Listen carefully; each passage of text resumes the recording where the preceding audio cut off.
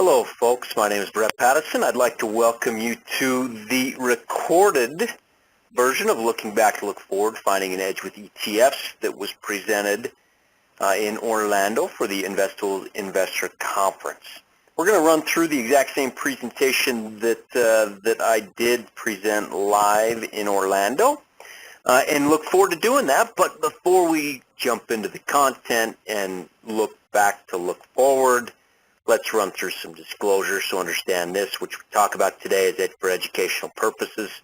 We're not financial advisors or a broker-dealer. Investing involves risk. Understand those risks before you invest. And, of course, there's the options disclosure as well. And then we will be mentioning a lot and discussing a lot in the world of ETFs. So there's some ETF disclosure. Know what you're buying, essentially, is what that disclosure is saying. All right, so there's a picture of me and a little bit of my bio. I've worked with InvestTools, now TD Ameritrade, for the better part of almost 10 years, and have been teaching live workshops to not only retail investors but also those that manage money, and that's the registered investment advisors. For the past 2 or 3 years, I've also guided some of the content decisions that are made at TD Ameritrade and InvestTools. And I love what I do, and I hope what is taught today will benefit you and your portfolio, not just, for the hour plus that we're together, but also hopefully for the next months, years, decades. I'm confident this content is such that it can do that. So the one thing that I want to bring up front, especially those that maybe have a background in trading, okay? And especially with InvestTools, those that have been with InvestTools, I want you to, in this session, certainly, I want you to think differently. So what you see here in front of you is a picture of an individual by the name of Abraham Wald. Abraham Wald, back in World War II, was in England, and the British Air Ministry was encountering a problem, and the problem was that their planes kept getting shot down by some Germans. The Germans kept destroying the British Air Force, and the British Air Force thought, crap, we got to do something, or we're going to lose this war because we're not going to have an Air Force. And so they found Abraham Wald. Abraham Wald was a statistician. That's what he's known for. He is a mathematician, statistician. They approached him, and they said, Abraham, we need your help. Our planes are coming back looking like this. They have holes in them everywhere, and what we need to know so that we can solidify our Air Force and try to win this war is we need to know what part of the plane should we reinforce. What part of the plane should we add some additional protection so that we stop getting shot down? And Abraham looked at that, and he started running some math behind it, statistics. Let's analyze all the planes that are coming in and where the bullet holes are and everything else. I want you to take a look at that picture and imagine yourself in Abraham Wald's shoes. You're saying, okay, what would I reinforce? And I want you to think at home or wherever you're at, where would you reinforce on that plane? What part of the plane would you reinforce? Okay? Take a moment to do that while I complete the story of Abraham Wald, because he encountered that same situation, and he said, you know what? I want to reinforce everywhere there is not a hole in that plane. That's what he said. I want to reinforce everywhere there's not a hole in that plane. Now think about that for a second. He's thinking differently. It's like, okay, there's a lot of holes in that wing. Why don't we reinforce that wing or that the tail of the plane or wherever it may be?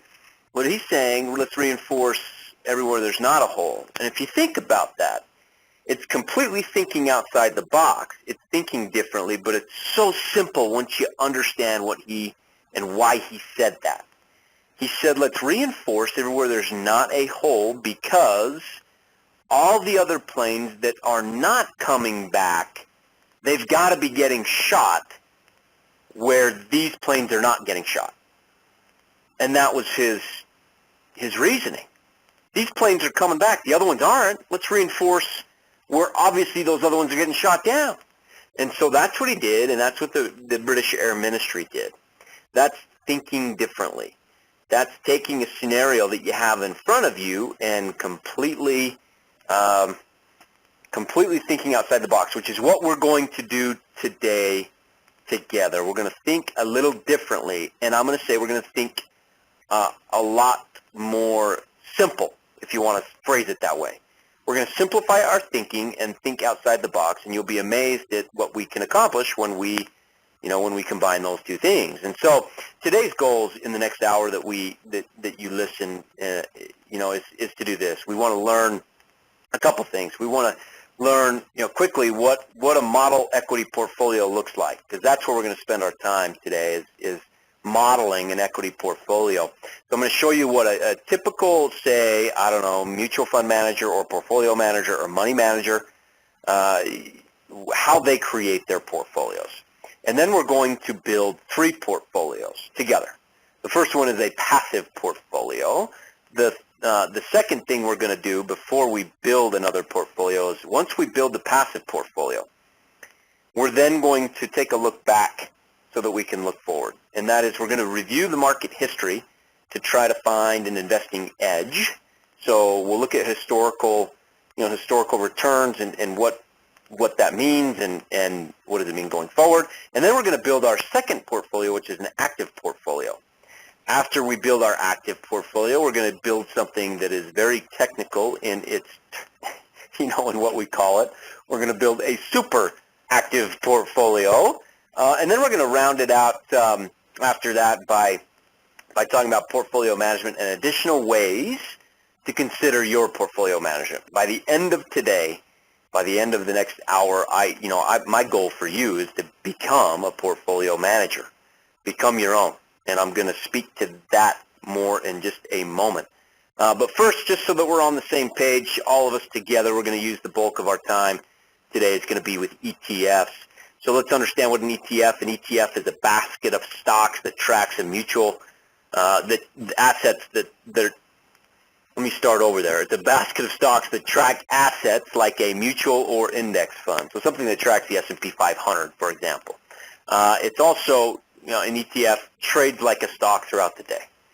So you can buy, you can sell it throughout the day. You can put a stop loss on it. All these different things like that. And typically, not all the time, there's some great mutual funds out there that are cheaply managed with their maintenance fees, but typically, ETFs will have lower maintenance fees than mutual funds. So understand what an ETF is as we are going to dive into it head first here in a moment. Okay, but let's start on that first goal for today, which is understanding really what a model portfolio is and how we're going to build it, or how professional money managers, if we want to call them that, how they build it. Okay, so here's a model portfolio that you see in front of you. You've got U.S. stocks, 35% of that portfolio is U.S. stocks. It could be large cap, small cap, medium cap, U.S. stocks. You've got 25% of international stocks. And in that international slice, so 25%, in that international slice, you're going to have 2 different components. You're going to have countries that are considered developed, okay? And make sure you have a piece of paper at home and you're writing notes, but you're going to have countries that are called developed, like Europe, for example, Japan. And when we say developed, those are the countries that have an exchange in place. They've got security in place that have been in place for a while now. Their infrastructure is such that there's not great risk to it. That's developed, markets. The other slice of the pie with that international portion is what we would call emerging markets. Emerging markets are like your China, your India, your Brazil, your South Korea, markets that are maturing but not, on the maturity level as that of, developed markets. Okay, so that's that international component. Bonds, of course, fixed income products, and then the alternative part, which is 15%. And so what we're going to do is we're going to focus mainly on the equity portion, which is the 35 and the 25. So that 60% portion is what we're going to focus on today. Okay? But I even want to take a step back because I want you to understand what we're doing and the importance of it. And those of you at home that have been trading options and futures and forex and and trying bull flags and bear flags and all this other stuff, I'm guessing 90% of you, that's what you've been focusing on. Are those strategies that are more active in nature, that may be a little bit more complex, certainly are, take time to master. Well, the portion of the portfolio that you've been spending all of your time on has been right here, that alternative investments. That's a terrible color to use, yellow. Let me circle red. That's what you've been spending the bulk of your time on, 15% of the portfolio. So while you've been spending 15% of, or 90% of your time on 15% of your portfolio, you've had 60%, 85 if you want to include bonds, that you have not been spending time with. Well, today that changes. So I would encourage you to do one of two things as we talk today. Okay? Number one, and that is number one, which I hope is what you select and choose, and that is, hey, I'm going to manage that 60%, which is these two. I'm going to manage these two by myself. Okay? Using what we talk about today. The other part of that is if you don't want to manage this 60%, if you just want to say, you know what, I just want to focus here because that's my love, I love trading Forex or whatever it may be, then you need to find somebody to do the rest. Find somebody else to do it. Okay? And that's an important part of our discussion today. And that's not the last time I'll say that. We'll talk about it a little bit later.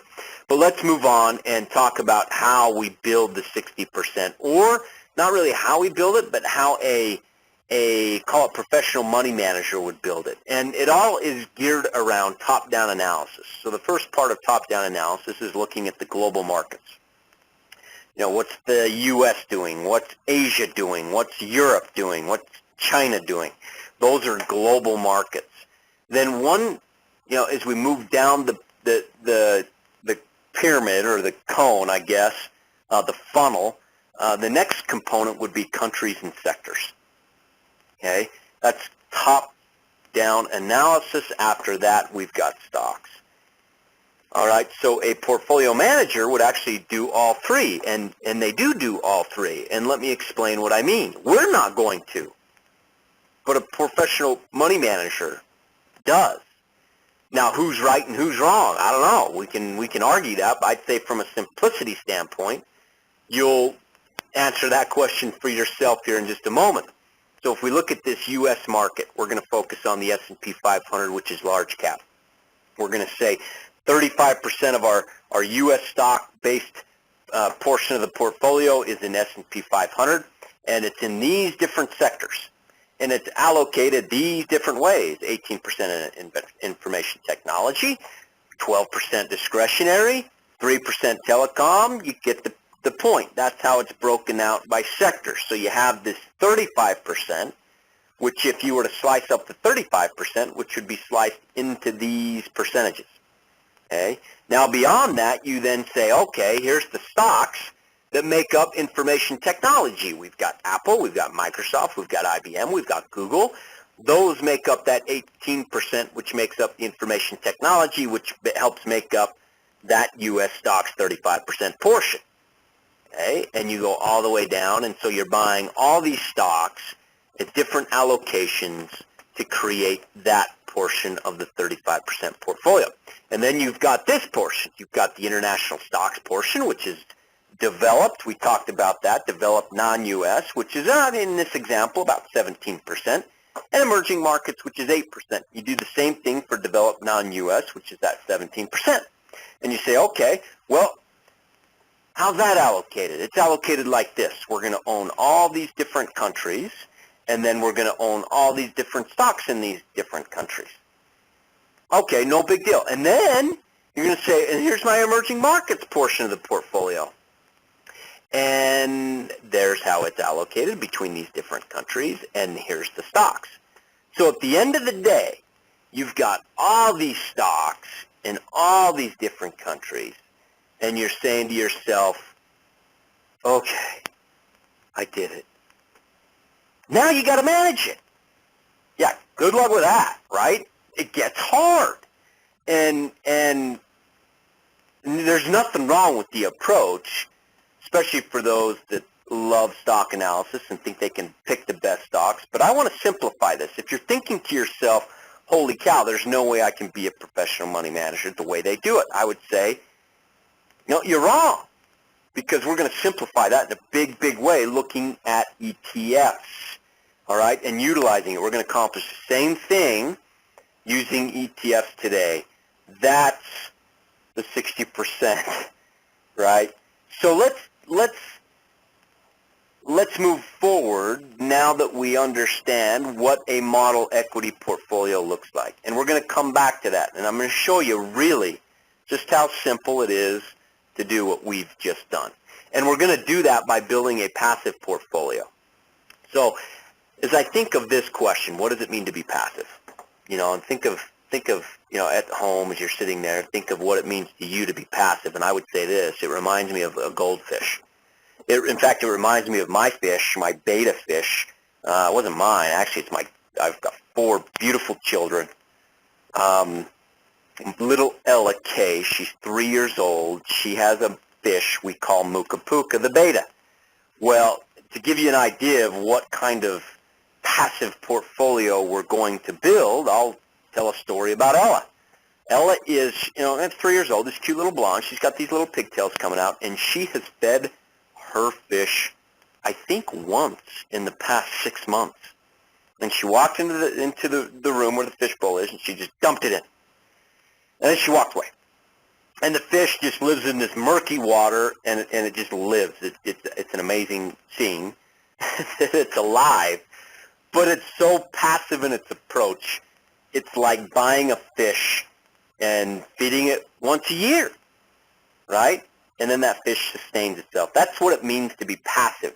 So there's 4 steps to that, okay? And if you at home have a PDF version of the reference guide that we used in the conference, we're going to be on page 5. The pages are in the lower right-hand corner. If you don't have a PDF version of the reference guide, just pause the recording and take some notes. But those are your 4 steps: to select your allocation, select your ETFs, invest in your portfolio, and manage your portfolio. And we're going to hit all 4 of those many times today, so they will be ingrained in your memory. So the first thing we need to do, step 1, is we need to allocate and select an allocation that works for us.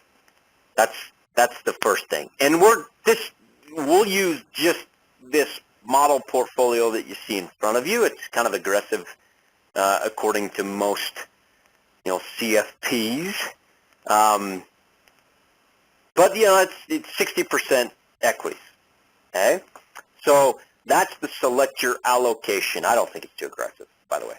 But that's your allocation. So let's move to step 2. Once we identify that, and everybody's going to be different based upon your age, your circumstances, how much money you have, then we move into the next component, which is select your ETFs.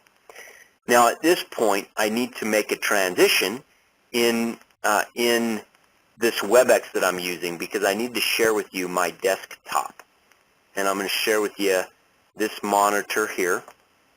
Let's make sure it's working. Okay, beautiful. And I'm going to bring up, let me take some of the stuff down, apologize for that. And I need to bring up, oops, I've got all sorts of things open, don't I? Let me close that, and I'm going to bring up the PDF that I referenced earlier. Okay, so here's the criteria for selecting your ETFs. This is in your reference guide. The number 1 thing is we want to look at low expense ratios. Low expense ratio, and you don't need to read all this, but a low expense ratio is just how much it costs to own the ETF and to pay those that are managing the ETF. Optionable is the second thing. Now, when I say optionable, that's for those that want to sell covered calls. Now, think about that. If you don't want to sell covered calls, then your loan focus would be low expense ratio. Select those with the lowest. Optionable, if you want to look at options, then you would want liquid options, not just options, but liquid options. Okay, so let me scroll down and I'll show you several ETFs.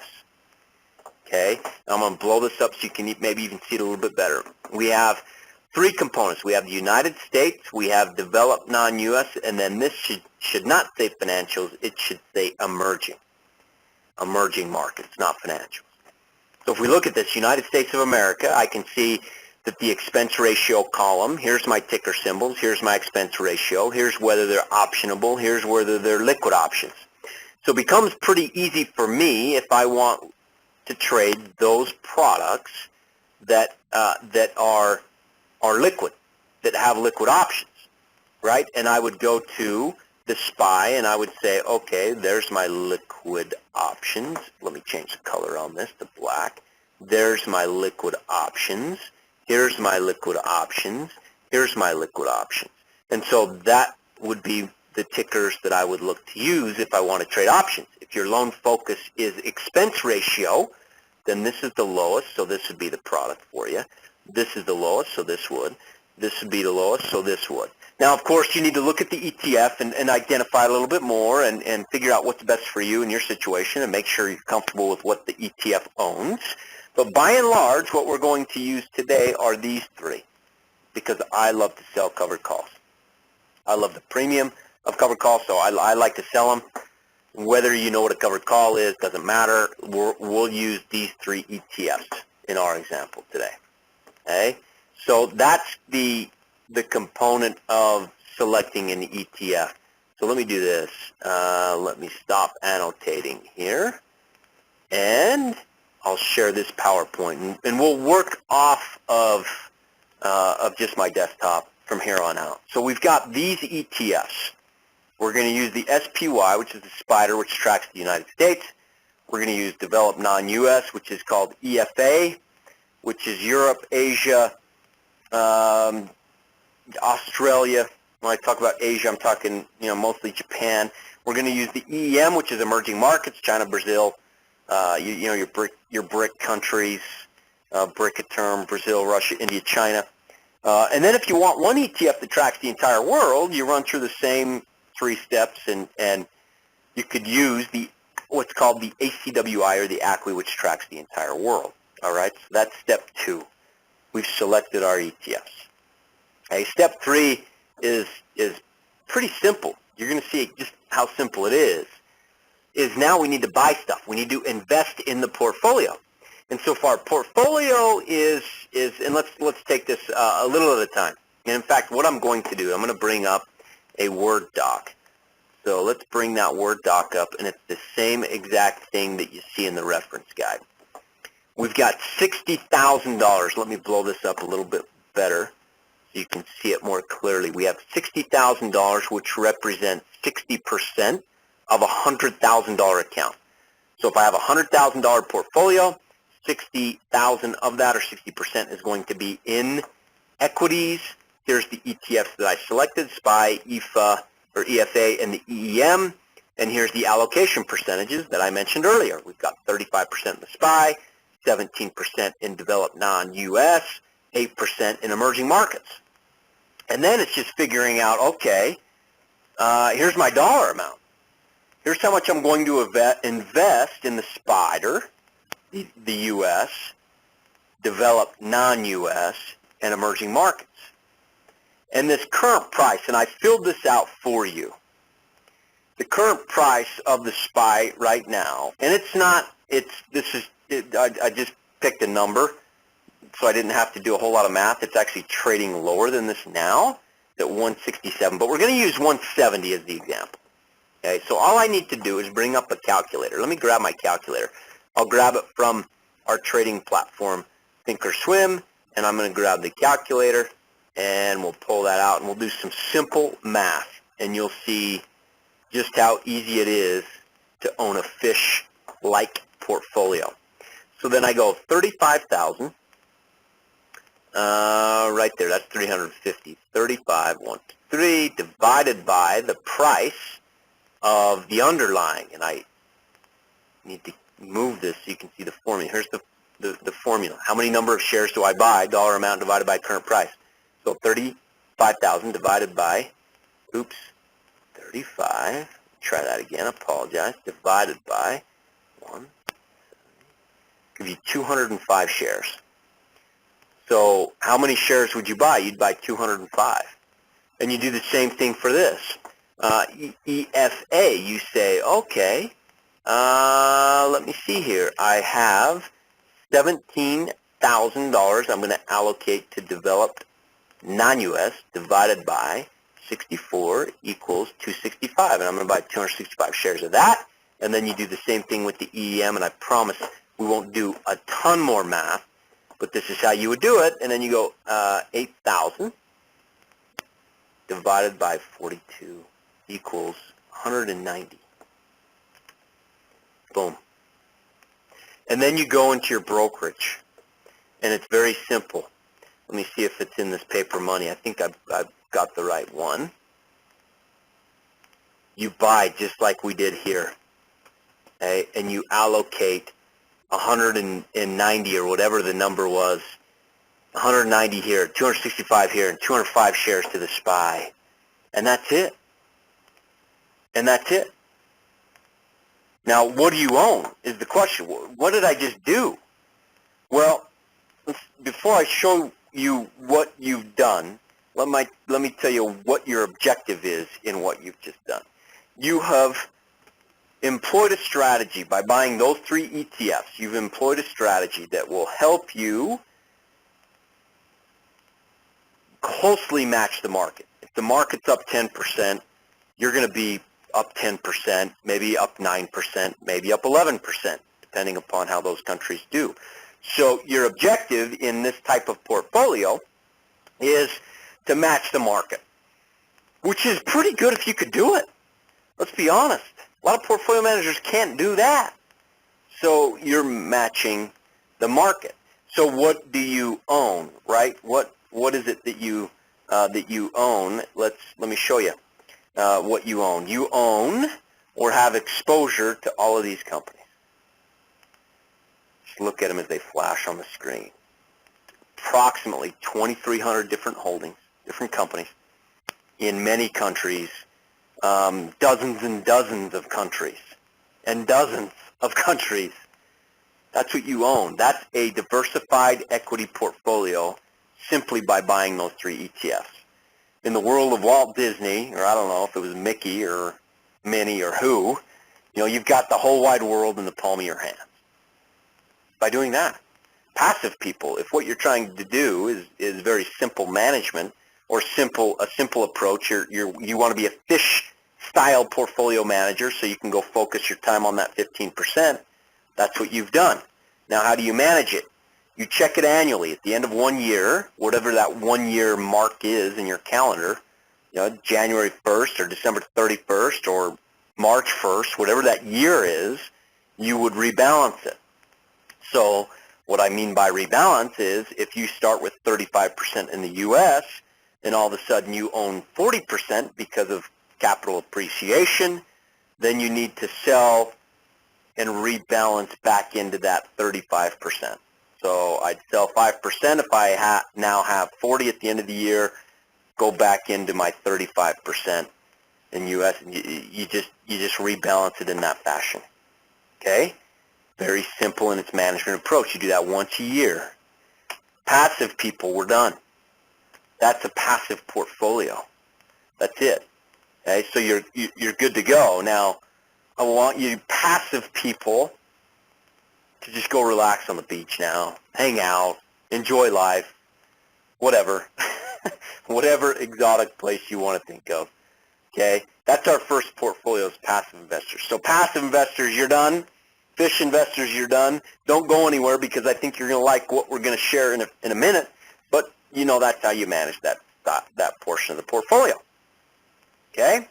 So let's do these 2 things now. Let's review market history. Let's put the passive portfolio on the shelf for now. Now let's review market history to try to find an investing edge, and then we will also build an active portfolio as we do that. So let's look at history for a moment. Let's look back so we can look forward. And I've got a great picture here of lightning. So the question I would ask you is this: why in a lightning storm don't you find a tree? Why in a lightning storm don't you go and crawl under a tree? And you're all probably thinking the same thing right now, and that is because you're going to die, right? Because the lightning's going to strike the tree, and you're going to die. Well, why? Because history has proven that to us. History has proven that lightning strikes those tall objects during a storm, and so you don't do it. So I would say it's the same thing with market history. You're not going to die, but it's the same principle holds true. Okay, let me show you some statistics. And even before the statistics, here's one of my favorite quotes from a Charlie Munger, who is Warren Buffett's partner at Berkshire. An incredible investor. He said this. He said, "I believe in the discipline of mastering the best that other people have figured out." Mastering the best that other people have figured out. And I like this second part. He says, "I don't believe in just sitting down and trying to dream it up all yourself. Nobody's that smart." I love that because at one point I did try to dream it up myself, and I was not a profitable trader, no question. Okay, it's when you look at the history and look at what other people have done, and then apply it. That's where the strength is. So what I'm sharing with you today is nothing new. I didn't invent it. Okay? Other people have. And I love that quote. So here's some historical information for you. Here's the chart of the S&P 500 from 1929 to 2013.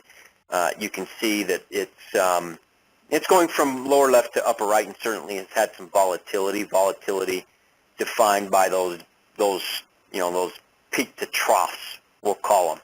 Okay, so here's some historical information that may help you psychologically in the market, which is important for you as you become a portfolio manager. And that is this: bear markets typically last about 21 months in duration. Bull markets typically last 57 months. We tend to think the exact opposite because those 21 months, they hurt bad. Those 57 months, it seems like we're always saying to ourselves, when's the bear market coming? Right? Rather than looking at it and say, oh, this bull market's only existed for 30 months, we're about halfway that done. And so it's these types of historical numbers that I'll be sharing with you, and hopefully they help from a psychological perspective. Cumulative returns for bull and bear markets, minus 40% on a bear market, plus 164% on bull markets. Cumulative returns since 1929, huge difference. Okay, let's take a look back at a period of time that we're all familiar with, and that's back to 2009. And here's the crash. The crash, the debacle, the banking crisis.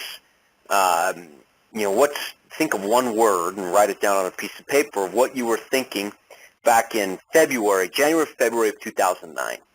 Because at that moment in time, something happened, okay? And the market rebounded in March of 2009. And it was insane. It was so insane that the business headlines, and these are actual headlines, said, the stock market's soaring. It's gone too far, too fast. And many people bought into that notion. They said, yeah, it has. I need to sell. Okay, well, what happened after that? Boom! The market rallied even more. And the headlines came out and said, despite celebrations on Wall Street, analysts say rally may have gone too far, too fast. And you buy into the headlines. And so you don't get in the market, you stay in cash, or you keep selling. Well, if you truly understand from a historical perspective, the history of the market, you'll understand that that's not the case. Okay? So if you truly understand from a historical perspective the history of the bulls and bears, you would not have gotten into that trap that the press was setting for you, and that is this. The historical history tells us the first 3 months of a market rebound. Okay, so after a bear market defined by a 20% pullback, in the first 3 months, you're going to see on average about a 23% increase in whatever that pullback was. It's making a quarter, it's making up 23% of that downward move. The first 12 months, it's making up 46%. So half of the bear market is recovered in the first 12 months. Well, if you're sitting there and you're freaking out and you don't know history, then you're saying, I'm not getting in this market. This market it sucks. I'm not getting in it. CNBC saying this and Bloomberg saying that and Barron's, it's a bear trap and all this other stuff. No, they're wrong, because history tells us so. And that's a theme I want you to ingrain in your mind, because history tells you so. Okay, so from an active portfolio approach, what does being active mean? Well, it reminds me of this little guy. Okay, it's a little bit more work than a fish. Okay, not a ton, because this is a little guy that doesn't cause, look at those eyes. Come on, he doesn't cause too much trouble, right? So what does it mean to be active? Well, we're going to take the same 4 steps that we just used, and we're going to select an allocation, we're going to select ETFs, and we're going to do a little bit differently in step 3 than we did in the passive portfolio. And that means we're going to overweight what's in favor, we're going to underweight what's out of favor, and we're going to equal weight what remains steady. And then at the end, we're going to manage our portfolio. Okay? And it's not going to be, you're going to be probably amazed at the simplicity of it. So the first thing, select your allocation. We've already done that. Boom, done. Okay? And the next thing is select your ETFs. We've already done that as well. We'll use the same ETFs from a simplicity standpoint. So that leads us to this step 3. Step 3. All right, let's go through it, and I'll show you what it means. And again, we're going to bring up the stock market history. This is from the Trader's Almanac, their numbers, and you can go and you can crunch them yourself. I have done that. In any historical numbers that I bring up, I would urge everybody to not take my word for it, not take the Trader's Almanac word for it, but look at the numbers yourself and see if this stuff really is what we say it is. And that is this. Since 1950, the Dow Jones Industrial has done the following. And these are 2 different time frames of the year. This is May through October and November through April. So we're slicing the year in half and saying if you would have only invested in May through October, you would have this after, since 1950. Your average gain was minus 0.4%. And then you invest that, you've got less. You've got less money because the market was down, and you were never able to make up for your losses. So what does that tell you?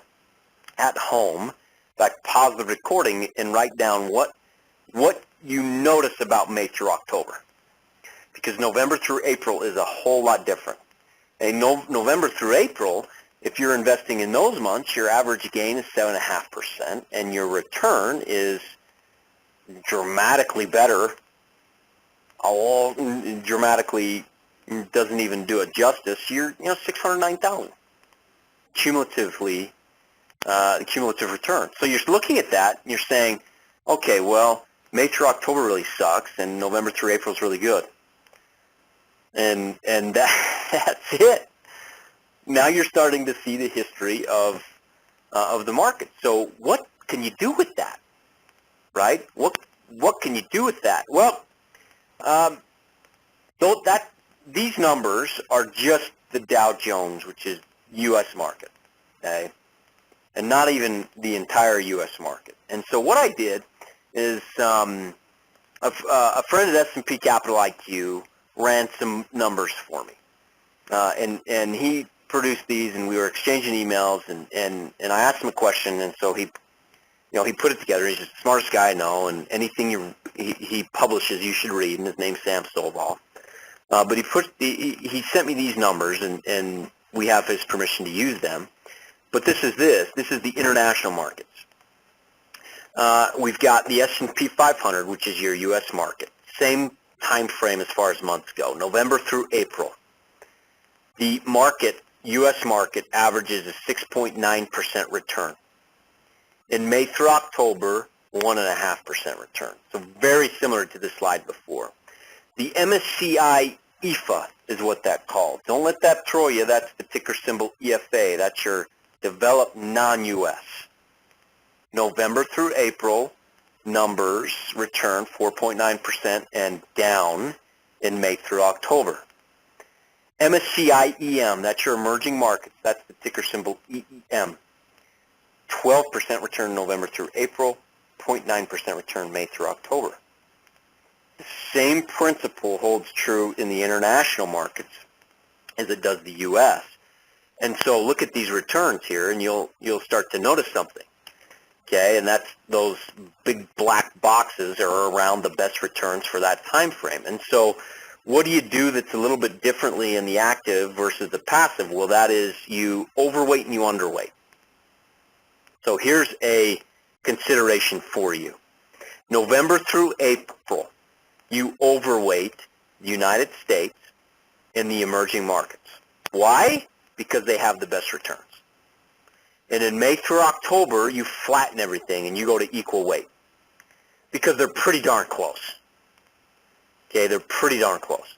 So equal weight everything May through October and overweight the S&P in the emerging markets. And keep in mind this, if you overweight two things, you've got to underweight something, and so you underweight the thing that performs the least, and that is your developed non-U.S., Asia, Europe, those countries.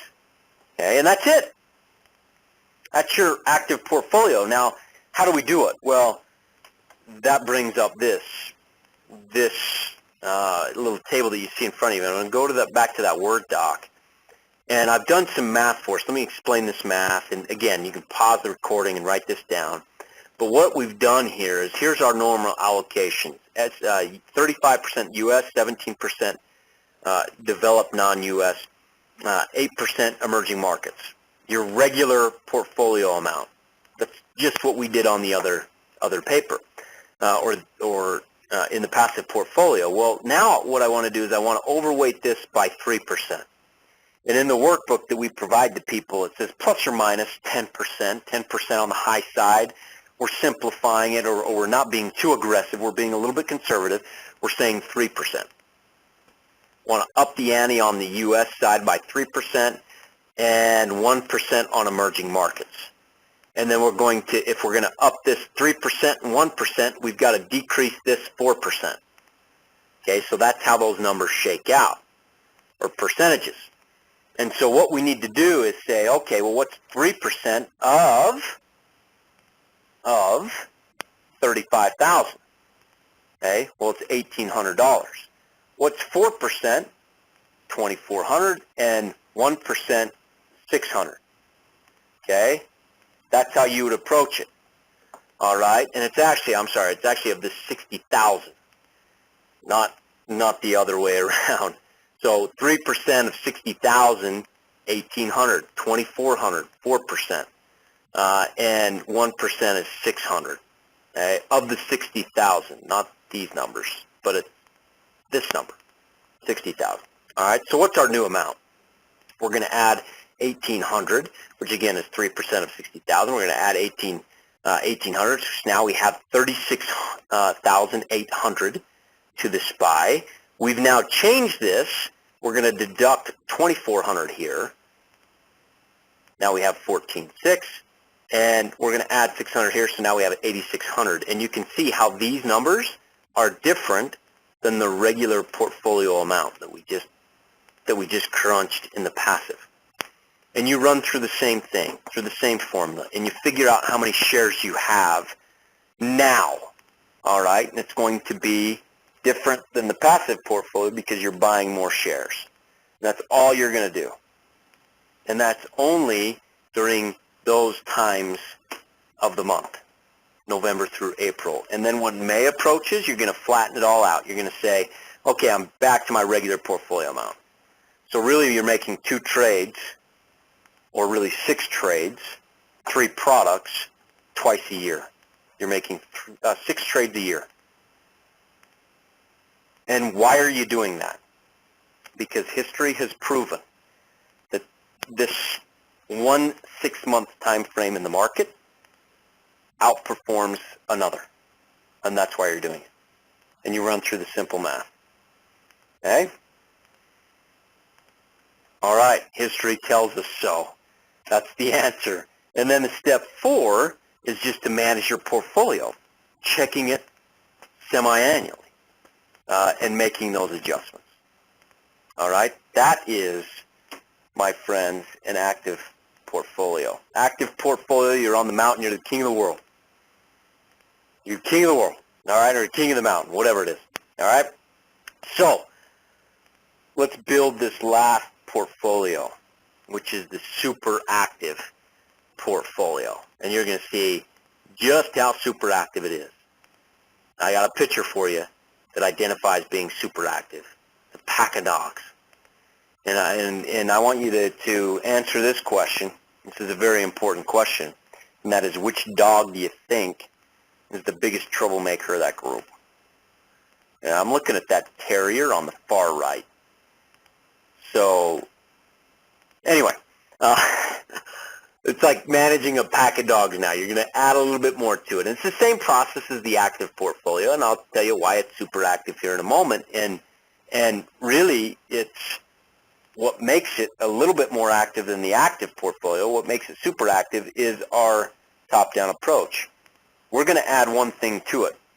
We're going to add sectors to the equation. That's what we're going to add to it. So we've talked about global markets the entire time. Now we're going to add sectors. Not getting to countries in this webcast, but we're going to talk about sectors. And then, of course, you have the stocks component, which we're not even going to touch. And I'll tell you why we're not going to touch it. Because every layer of top-down analysis adds complexity. It adds risk. And it, on the flip side, it adds reward. So it's more complex, it adds more risk, but it also adds more reward. If you want to go to the stock side, you find good stocks that are fundamentally sound, that are trading at a good value, and you pick up a couple a year, and that fits into your portfolio allocation. But we won't go down that road today. All right, so step 1, select an allocation, done. Step 2, select your ETFs, which we've already done for the most part, except for our sectors. Okay, so let's jump into sector world for a moment, and I'm going to bring up this chart. Again, from S&P Capital IQ, Sam Stovall wrote a great book on this. I think it's called The 7 Rules of Wall Street. Great book. Okay, he looked at this, and don't take our word, don't take my word, don't take S&P Capital IQ's word, but go do the research yourself, and you'll find something very, very, very interesting about what I'm about to share with you. But I need to identify what we're looking at. On the left-hand side, you see sectors. Those are S&P 500 sectors. Consumer discretionary, things that we don't really need that we just want, right? Flat screen, big 1,000-inch TVs or whatever it is, right? That's our discretionary products. Second down would be consumer staples. Those are the needs. We have to have toilet paper. We have to have toothpaste. We have to have those things, all right? Anything that you can buy at Walmart, consumer staple, okay? I'm kidding. Kind of. Then you go to energy, financials, healthcare, industrials. Industrials, the big equipment, right? The big, John Deere, Caterpillar, those big, the railroads, industrials. Information technology, that's just technology. Materials, basic materials. And then you go into utilities, flip your light on, run your house. And then the last column is the S&P 500. So that's what those sectors are. And then that second column, it says November through April, and it has average returns. And the data that you're seeing in front of you is from 1990 to April 2013. But I would say this, This goes back past 100 years. Same data. All right. It may differ by a point or two. You know, when I say point, you know, I'm talking 8.1 on financials, maybe actually 8.3 or 7.9. It's not going to vary too much from the numbers that you see because history repeats itself. And so if I'm looking at November through April, I'm saying to myself, there's 3 sectors that outperform other sectors. Now, if my goal is to outperform the market, I know the market's at 7%. Bottom column, 7%. In order to outperform the market, I need to overweight that which usually performs better. And that's consumer discretionary, industrials, materials. Okay, those are the sectors that typically outperform. Now, don't take my word for it. I want to share with you a couple things. Oh, and that is, even before that, I skipped a step. I apologize. Even before that, you need to go, and before you can look at charts or buy ticker symbols or implement this, you need to know what you would buy. And so in the same guidebook, you go through the same process, and excuse me for scrolling down, but you go through the same process. You say, okay, what ETFs am I going to buy? And here's your sector ETFs right here, a ways down. And you say, okay, here's consumer discretionary. Here's 2 tickers for my consideration. There's a lot more than that. And if I want to trade options, I'm focusing on whether it's optionable and whether it's liquid. And if I don't care about options, I'm just focusing on expense ratio. And so you need to go and you need to pick those ETFs that work best for you. I'm going to use everything with an X: XLY, XLP, XLF, XLI, XLV, XLK, and that's simply because most of them have liquid options. Okay, and so select your ETFs based on the same criteria that we brought up in the passive portfolio. And let me share with you something that's it's mind-boggling, because I know that all of you love charts. Okay, and so I'm going to bring up a chart of the XLY. This is consumer discretionary. Remember, this is the portion of the portfolio that usually performs the best November through April. Okay, and so I bring up XLY, consumer discretionary, and I'm going to just show you November through April. So, you know, April 30th, right? May 1st. I'm going to show you what the price action looked like. Your goal being to buy low, sell high. So you buy in November, you sell in May, your return's about 4.2%. Okay, which it doesn't look great, but the market was down 11% in that same time frame. So did it outperform the market? Yes, it did. And then you go through and you say, okay, May I'm going to get out of it, right? May I sell, and then I come back to November, and let's see what happens in November. So I scroll to November. Look at this. You buy in November, you sell in May. You buy low, you sell high. You may or may not have this chart in front of you. It doesn't matter. You go off the calendar. You're up 34%. The market was up 18%, same time frame. You crushed the market. And then look what happens in May. Typically the market goes nowhere, and it did. It went, you know, this ETF went nowhere, and the market was actually flat during that time. And then you come in and you say, okay, I'm going to buy in November, sell in May. And you're up 17%. And the market was up 16% in that same time frame, so you outperformed the market again. And then May comes around, and of course we know that because we know by history that these things happen. And then in November you buy and you sell in May or the very end of April, and you're up 21%. And during that same time frame, the market, the S&P 500 again was up 16, so you outperform the market again. And then we go sideways to up a little bit in May through November, and then November through April, You buy low, you sell high. And the market in that time frame was up 13%. Same time frame. You're up 19. You're outperforming the market. Think about that.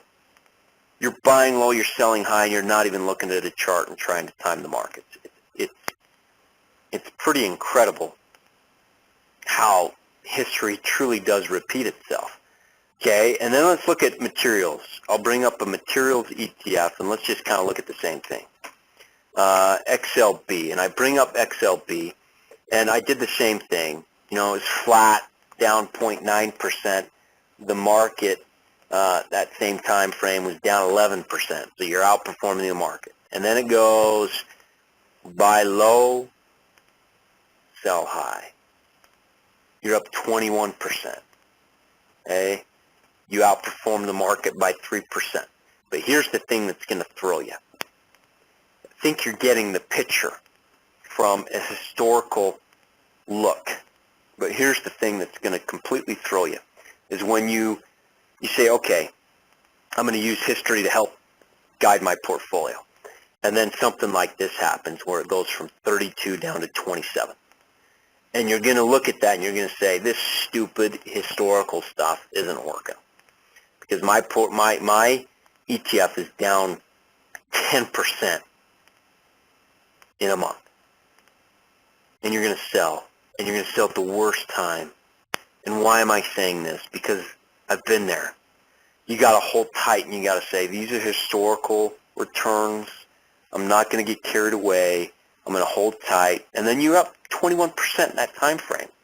Okay? You've got to be aware of your own psychology. And then, buy low, sell high, right there. Buy low, sell high. What did the market do that same time frame? It was up 16%. Okay? So you're seeing it right in front of you. It goes down. Oh, buy low, sell high. That's fun, right? Buy low, sell high. That's fun. Okay? And so you're using this history to help guide your portfolio. And so in November through April, you're what we call overweight those certain sectors. And then May rolls around. And you've heard the phrase, sell in May, go away. Well, I say no, sell in May and reallocate. Because guess what? There's certain sectors in May through October that outperform better than others. And that's consumer staples and healthcare. Those perform the best. Okay? So if I'm looking at the same thing, let me show you visual representation. Consumer staples, that time frame. Buy low, sell high. Let me look at my my historical market information. The market during this time frame was up 19%. You're up 20%. Okay, I've got another piece of paper on me showing me the market returns for the same period. And then you go, what is that? May through November. You're up 6%. Buy low, sell high. Okay, you're not timing the very bottom, sorry, but you're up 6%. Market was up 0.7%. Okay, you're down during this time frame, May through November. You're down minus almost 2%. Well, market was down 7%, 7.5%. So you're outperforming the market. And this is it. 5.2%, buy low, sell high. Okay, buy low, sell high.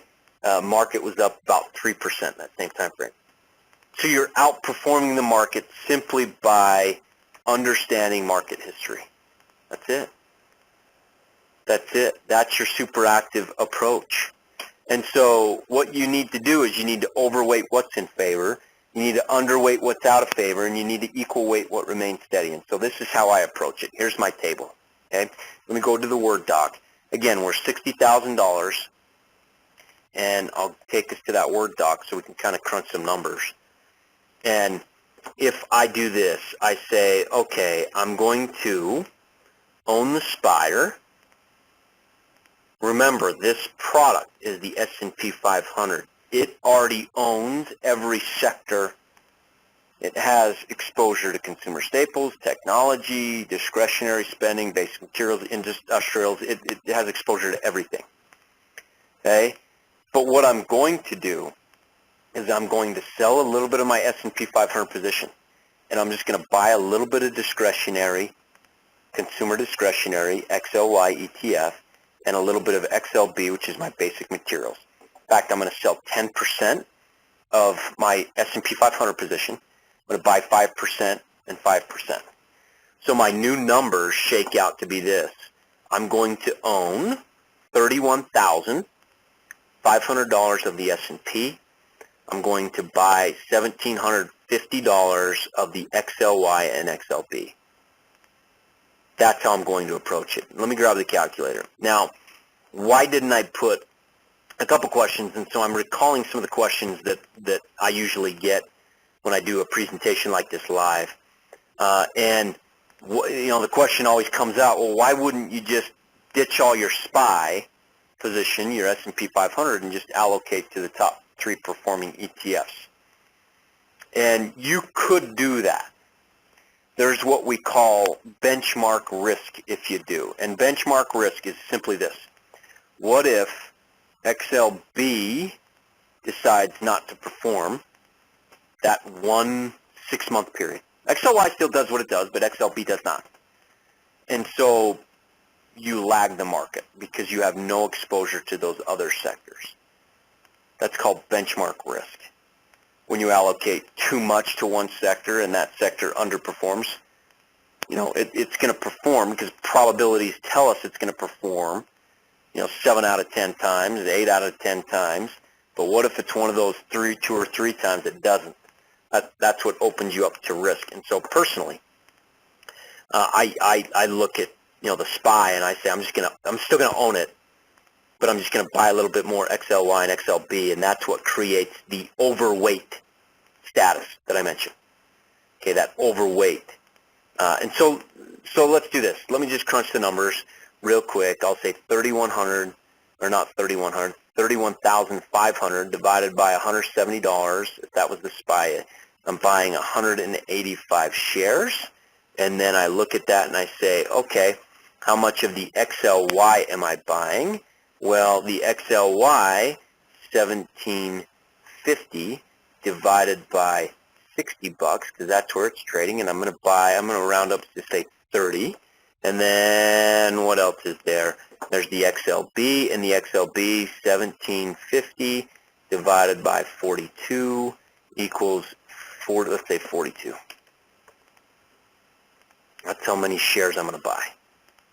Now, you go into your brokerage account and you just sell a little bit of the SPY and buy those. And that's it. That's it. And so from the standpoint of a super active portfolio, it's important to note a couple other things.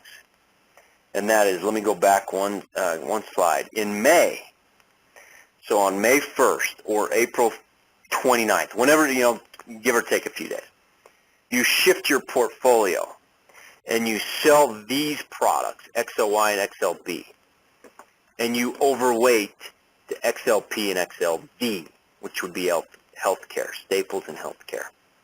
I keep saying the ETFs, figuring that you know what those ETF symbols mean, and I apologize for that. Consumer staples, XLP, XLV is healthcare. So you overweight to those based on the time of year that you're dealing with. All right. So how do we move forward and how do we manage it? Well, I just mentioned it. Semi-annually, you flip from what I'll call those I call them offensive sectors, which is your consumer discretionary, your basic materials, your industrials. You shift from overweight that to overweight your more defensive sectors, which is staples, healthcare, those things. And that's what you do. So you rebalance twice a year, and you sell covered calls if you so choose. One thing, that's how you manage your portfolio. Now, a couple things that I want to point out here. Questions that I received as we were talking about this and as I present this to other people, and that is simply the case of stop losses. Everybody always asks me, well, do you use stop losses? And my response is no, I don't, because I utilize something else. Now here's the thing. I'm going to go to a 10-year weekly chart. And in fact, let's go to a 5-year weekly chart. I'm going to bring up, let's bring up the SPY, and I'm going to hide all my drawings. Let me hide drawings, drawn items. Okay, so there's my S&P 500. Now what, in lieu of stop losses, number one, I'm a young individual. I consider myself young. Don't ask my kids. I'm 36 years old. I've got plenty of time ahead of me to where I don't even need, I'm just going to ride out the market. If it starts cranking downward like it did in 2009, I'm going to ride it out. I'm going to use options. I love options. I'm going to use options, but I'm going to ride it out. Why? Because I have time. Now, if you're on the cusp of retirement or you're in retirement, you can't withstand a drawdown. Let me go back to that thing. You can't withstand a drawdown because you've got to preserve capital. And so what I have on this chart is a 10 period, and I'm not going to get into technical analysis a ton, and if you want more information, I'll tell you where you can find it in a moment. This is a 10-period exponential moving average. This is a 40-period simple moving average. And all this does, it's a crossover method. So when the green, which is the shorter term, the 10, crosses below the 40, you get out. You're bearish. You get out. Okay? And when the 10, at that point, when the 10 goes back above the 40, you get back in. I'd also say this. Some people like to put a time filter on that. What I mean by time filter is they don't get out the moment it crosses, but they wait a few weeks. And let me share an example. This is back in 2007. Here's your 10, crosses below the 40. Okay? I typically, would look to wait 1, 2, up to 3 weeks. Let's go 3 weeks. You have a 3-week time filter, which means that each one of those candles represents a week. I wait 1, 2, 3 weeks. I get out. I'm bearish. I need to preserve capital. I get out. And I don't get back in until it crosses, the green crosses back above the red, the 10 above the 40. And so I get out and boom, you're going from, call it $120 all the way down to at one point 60. Fine, you have 50% drawdown. But we're out, especially if you need to preserve that capital again. So when do you get back in? You miss a good bounce, but you're getting back in right around, 85. And you get in when the 10 crosses above the 40, and you wait a couple weeks, and that's your stop loss. That's in lieu of your stop loss, is this crossover system. Okay, and you can take it through here. You get, a little bit of, and it may what we call whipsaw you a little bit, but typically, let's look at the last crossover that we had right here. You're catching the major trends. This is a trend following. You're catching the major trends, and you're riding them. You're getting out here, and that's okay, 10 below the 40. 1, 2, 3, so you're getting out in here, and then it goes back up. So you're back in, and you ride these trends. So it gets you out during volatile times and in bearish times, but it gets you in, and you will ride the bulk of, not all of, like I would if I stayed in the market at all times, but for those that want to preserve capital, you're riding the bulk of the market up, and you're getting out when it's starting to head down. It's just a timing system. And so that's, from a stop loss perspective, that's what I would do instead of an actual stop loss. Now, if you want to put stop losses on stocks, great. If you want to, buy a good stock at a good price, that offers a good dividend, and then put a 25% trailing stop on it, or a 20% trailing stop on it, and just let it go, great. But for the ETF strategy, if you want to get out of the market, then that's the approach that you would follow. All right. So today's goals, we identified a model portfolio. We built a passive portfolio. We looked at market history. We build an active portfolio, and we build a super active portfolio. And now you you're jumping cliffs. Don't really know what that picture represents here, but you're victorious. You're jumping a huge gap in a rock. So there's today's goal. That's what we accomplished. Again, thanks for tuning in. I want to do one other thing real quick, and again, I mentioned it earlier, and that is a couple things, actually, as I round out. Let me go back to that PowerPoint. I apologize.